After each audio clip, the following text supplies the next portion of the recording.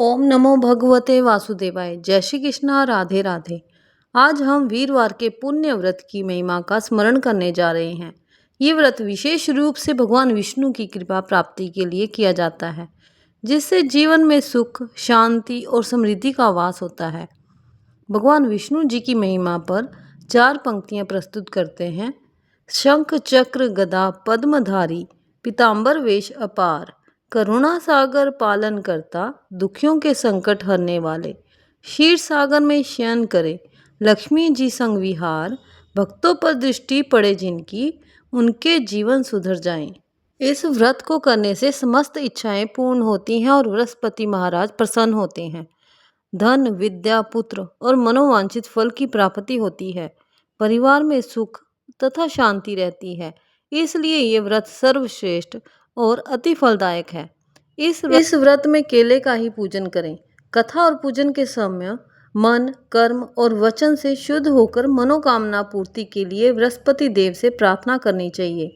दिन में एक समय ही भोजन करें। भोजन चने की दाल आदि का करें। नमक ना खाएं। पीले वस्त्र पहनें। पीले फलों का प्रयोग करें। पीले चंदन से पूजन करें।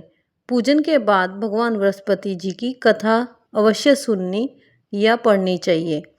आइए तो बृहस्पति व्रत कथा का आरंभ करते हैं। प्राचीन समय की बात है। एक बड़ा प्रतापी तथा दानी राजा था। वह प्रत्येक गुरुवार को व्रत रखता एवं पूजा करता था। ये उसकी रानी को अच्छा ना लगता। ना वह व्रत करती और ना ही किसी को एक पैसा दान में देती। राजा को भी ऐसा करने से मना किया करती। एक समय की बात है कि राजा शिकार खेलने वन को चले गए। घर पर रानी और दासी थी। उस समय गुरु बृहस्पति साधु का रूप धारण कर राजा के दरवाजे पर भिक्षा मांगने आए। साधु ने रानी से भिक्षा मांगी तो वह कहने लगी, हे साधु महाराज, मैं इस दान और पुण्य से तंग आ गई हूँ। आप कोई ऐसा उपाय बताएं जिससे ये सारा धन नष्ट हो जाए और मैं आराम से रह सकूं। साधु रूपी बृहस्पति देव ने कहा, हे देवी, तुम बड़ी विचित्र हो। संतान और धन से भी कोई दुखी होता है। अगर तुम्हारे पास धन अधिक है तो इसे शुभ कार्यों में लगाओ, जिससे तुम्हारे दोनों लोक सुधरें। परंतु साधु की इन बातों से रानी खुश नहीं हुई। उसने कहा, मुझे ऐसे धन की आवश्यकता नहीं जिसे मैं दान दूं तथा जिसको संभालने में ही मेरा सारा समय नष्ट हो जाए। साधु ने कहा, यदि तुम्हारी ऐसी इच्छा है तो जैसा मैं तुम्हें बताता हूँ तुम वैसे ही करना। बृहस्पतिवार के दिन तुम घर को गोबर से लीपना। अपने केशों को पीली मिट्टी से धोना। केशों को धोते समय स्नान करना।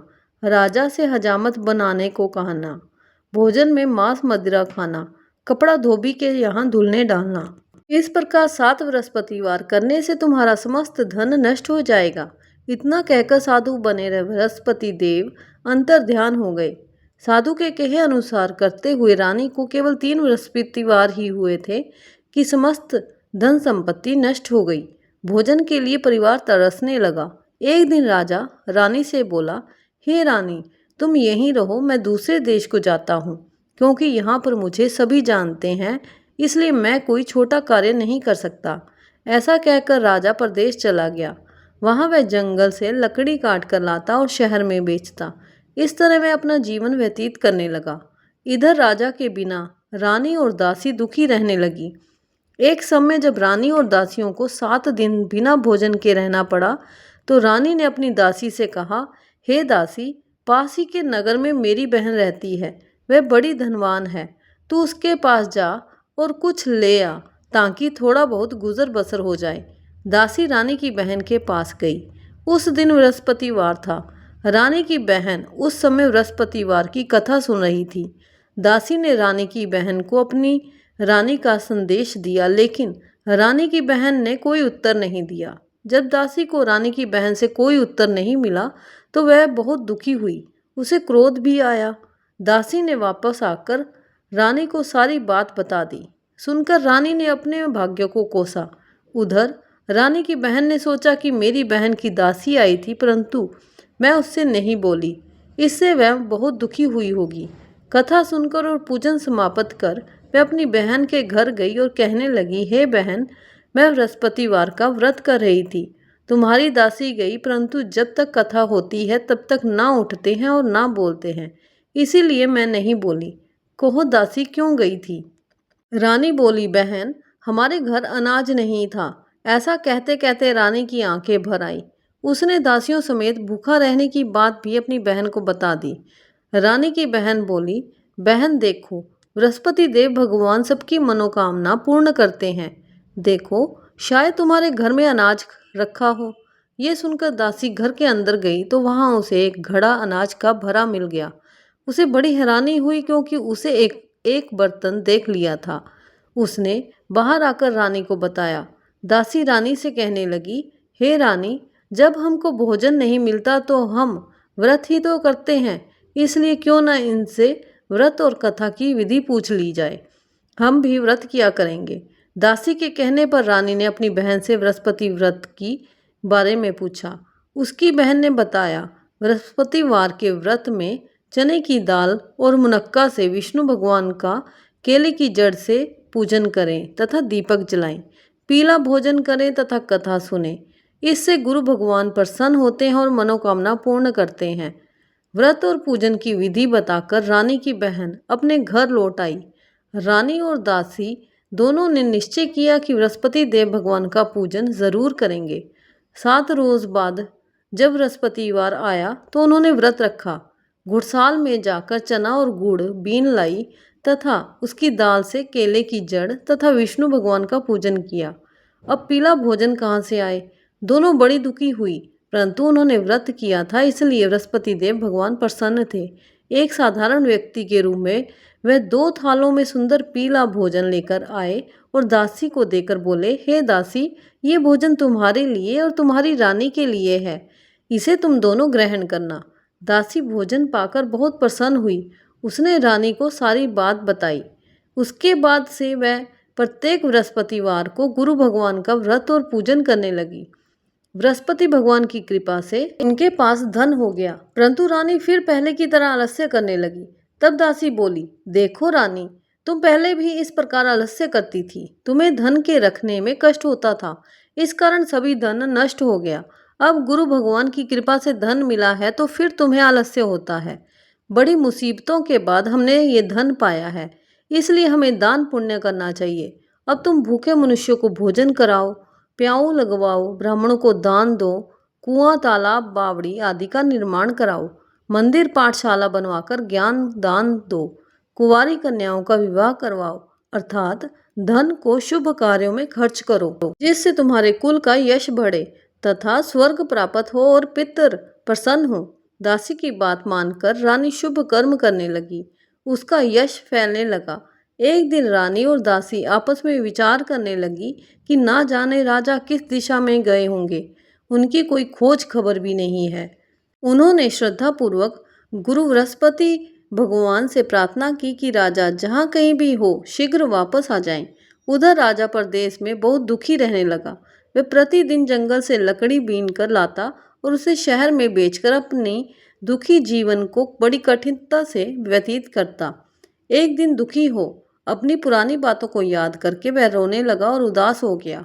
उसी समय राजा के पास बृहस्पति देव साधु के वेश में आकर बोले, हे लकड़हारे, तुम इस सुनसान जंगल में किस चिंता में बैठे हो, मुझे बतलाओ। ये सुन राजा के नेत्रों में जल भर आया। साधु की वंदना कर राजा ने अपनी संपूर्ण कहानी सुना दी। महात्मा दयालु होते हैं। वह राजा से बोले, हे राजा, तुम्हारी पत्नी ने बृहस्पति देव के प्रति अपराध किया था, जिसके कारण तुम्हारी ये दशा हुई। अब तुम चिंता मत करो, भगवान तुम्हें पहले से अधिक धन देंगे। देखो, तुम्हारी पत्नी ने बृहस्पतिवार का व्रत प्रारंभ कर दिया है। अब तुम भी बृहस्पतिवार का व्रत करके चने की दाल व गुड़ जल के लोटे में डालकर केले का पूजन करो। फिर कथा कहो या सुनो, भगवान तुम्हारी सब मनोकामनाओं को पूर्ण करेंगे। साधु की बात सुनकर राजा बोला, हे प्रभु, लकड़ी बेचकर तो इतना पैसा भई नहीं बचता जिससे भोजन के उपरांत कुछ बचा सकूं। मैंने रात्रि में अपनी रानी को व्याकुल देखा है। मेरे पास कोई साधन नहीं जिससे उसका समाचार जान सकूं। फिर मैं कौन सी कहानी कहूँ, ये भी मुझको मालूम नहीं है। साधु ने कहा, हे राजा, मन में बृहस्पति भगवान के पूजन व्रत का निश्चय करो, वे स्वयं तुम्हारे लिए कोई राह बना देंगे। बृहस्पतिवार के दिन तुम रोजाना की तरह लकड़ियां लेकर शहर में जाना। तुम्हें रोज से दुगना धन मिलेगा, जिससे तुम भली भांति भोजन कर लाओगे तथा बृहस्पति देव की पूजा का सामान भी आ जाएगा। जो कोई भी सद्भावना पूर्वक बृहस्पतिवार का व्रत करता है एवं कथा पढ़ता है अथवा सुनता है और दूसरों को सुनाता है, बृहस्पति देव उसकी सभी मनोकामनाएं पूर्ण करते हैं और उनकी सदैव रक्षा करते हैं। जो संसार में सद्भावना से गुरुदेव का पूजन एवं व्रत सच्चे हृदय से करते हैं, उनकी सभी मनोकामनाएं वैसे ही पूर्ण होती हैं जैसी सच्ची भावना से रानी और राजा के बृहस्पति देव की कथा का गुणगान किया तो उनकी सभी इच्छाएं बृहस्पति देव जी ने पूर्ण की। अनजाने में भी बृहस्पति देव की उपेक्षा ना करें, ऐसा करने से सुख शांति नष्ट हो जाती है। इसलिए सबको कथा सुनने के बाद प्रसाद लेकर जाना चाहिए। हृदय से उनका मनन करते हुए जयकारा बोलना चाहिए। इति श्री बृहस्पतिवार व्रत कथा की जय। आज की इस पुण्य कथा से हम सबने भगवान विष्णु की महिमा का स्मरण किया।